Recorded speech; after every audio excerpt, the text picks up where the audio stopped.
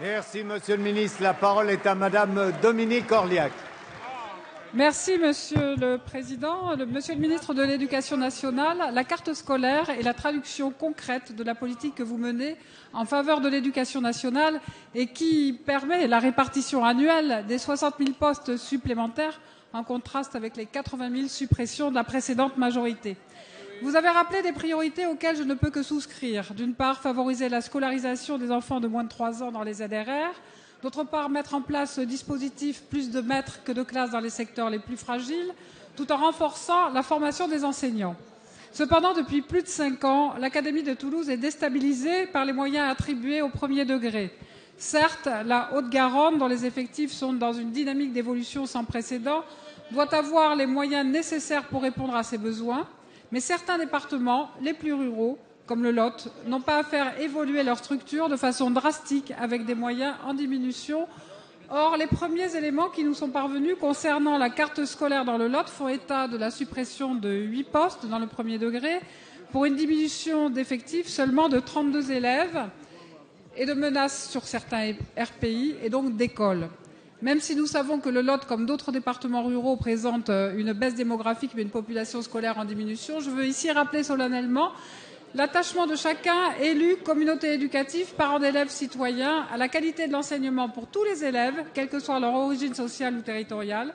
Et je mesure, Monsieur le Ministre, combien la Nation et vous, plus particulièrement, accordez d'importance à l'école de la République que vous défendez. C'est pourquoi je réitère la demande que nous avons exprimée avec mes collègues parlementaires lotois, celle d'apporter une attention particulière à l'Académie de Toulouse. Alors, Monsieur le Ministre, comment entendez-vous faire en sorte que des départements comme celui dont je suis élu n'accusent pas une diminution du nombre de postes de classe et même d'école qui viendrait mettre à mal cet objectif d'équilibre territorial auquel nous sommes attachés et plus largement nos services publics en milieu rural? Merci, Madame Orliac.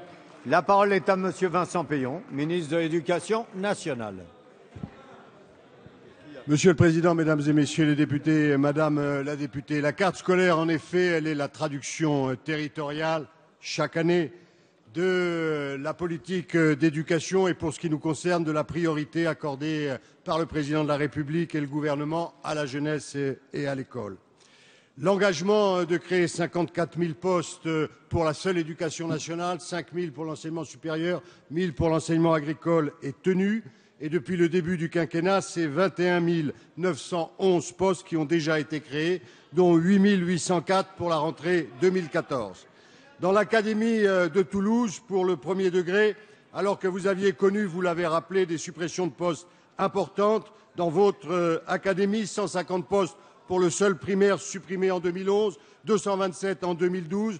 Nous avons créé pour la rentrée 2013 109 postes et en 2014 150. Ces moyens doivent être répartis le plus justement possible en tenant compte d'une disparité de situation et de priorités pédagogiques. Priorité pour le primaire, priorité pour l'accueil des plus petits, priorité pour la remise en place d'une formation des enseignants et prise en compte des difficultés territoriales.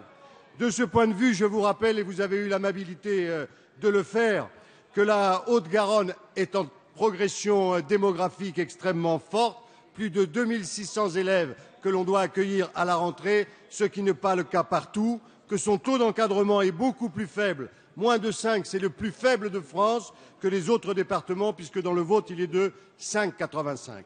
Cela étant, j'ai déjà eu l'occasion, à la demande d'Alain Calmette, député, de répondre et de contractualiser avec le Cantal. Je considère que les territoires ruraux doivent être traités de façon particulière. Vous avez un tiers de classe unique et donc je vous recevrai comme les autres départements ruraux pour qu'on puisse appliquer, comme je l'avais dit, ce pacte avec les territoires ruraux qui permet l'équilibre.